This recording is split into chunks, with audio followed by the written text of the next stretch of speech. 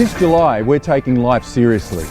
Cardiac arrest is scary and more common than you might think.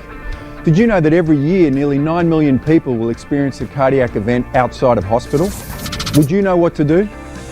I'm Australian actor Steve Bastoni, and I'm urging everyone to learn CPR as part of our Don't Die July campaign. Visit don'tdiejuly.com and sign up today, because you can't put a price on life.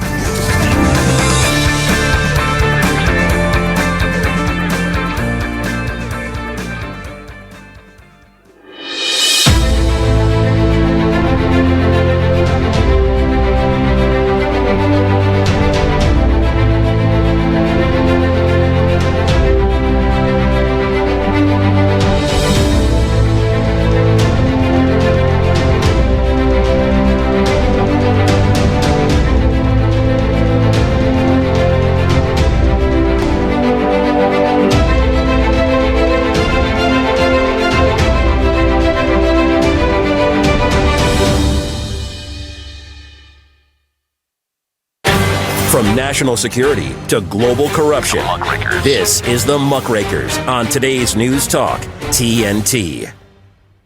Well, welcome back to the Muckrakers with me, Andrew Eborn. And here on the Muckrakers, we pledge to continue tackling the most pressing and controversial news issues of our time. Our mission is to shine more light on less heat on the things that really matter to you. And it's vital that we don't just ask the questions, but question the answers. And today we're going to do a deep dive into Europe, which is facing a major institutional crisis. As we speak, Ursula von der Leyen, Futurist president of European Commission, is being decided in a vote in Strasbourg in eastern France, and newly elected and re-elected members of the European Parliament have gathered there for the first plenary session of the new mandate.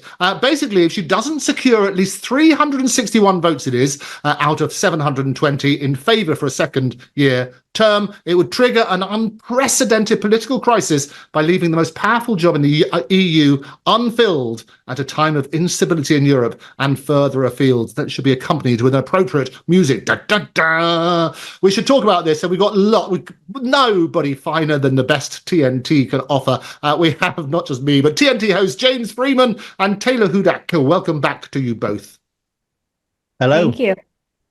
It's good. Now, James, I have to remind you of a little quote that we had all the way back on July the 16th, 2019. And somebody tweeted, "My vote, which is a big no to Ursula von der Leyen, no to more centralisation of power to the EU, no to an EU army, no to scrapping of national vetoes in foreign energy, climate and energy. Hashtag Labour leave, hashtag Brexit Party UK." Does that ring any bells, James? Former British MEP? I must admit, I'm feeling a bit nostalgic today. I've got my, I'm wearing my EU badge there. And if you look on the back, actually, with the chip, that's actually my voting card, which I was supposed to hand back in, but don't tell anybody. So, yeah, I actually voted in the first election for von der Leyen. Well, I think to call it an election is a bit of a stretch, isn't it? It's more like a confidence vote. Of course, I voted against her. But, feeling, I mean, on one hand, I'm glad that we're out of the EU, but on the other, I would like to be there today. I bet you're missing her. So tell me, just before we come to Taylor, tell me what you didn't like about her. What don't you like about her now? I think it's easier to say. Well, I mean, look, she was a failed German minister. She was obviously defense minister there. And, you know, there were stories at the time of the German army using brooms instead of guns on exercises because they didn't have enough guns.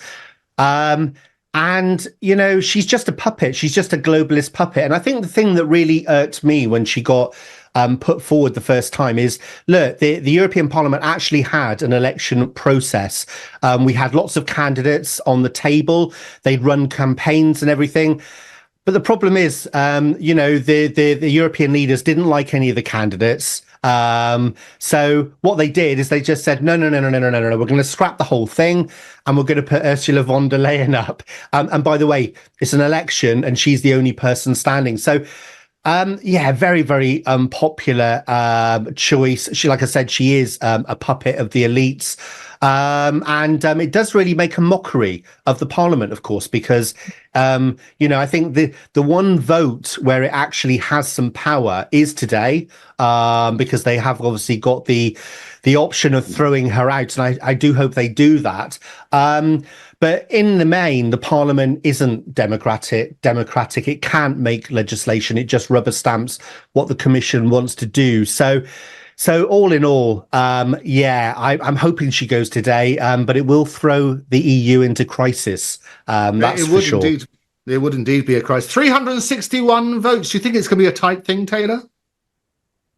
Yes, I've seen some reports state that this could be a tight race here. It's unclear what could happen. There's a number of possibilities, as was secret meetings that took place earlier today, as well as this speech that von der Leyen had given to the European Parliament. And I was really trying to pay attention to the reaction to her speech. I saw about half of the members of Parliament clap, some others didn't. However, there was about a 50-50 standing ovation, and I think people just were being polite, let's say.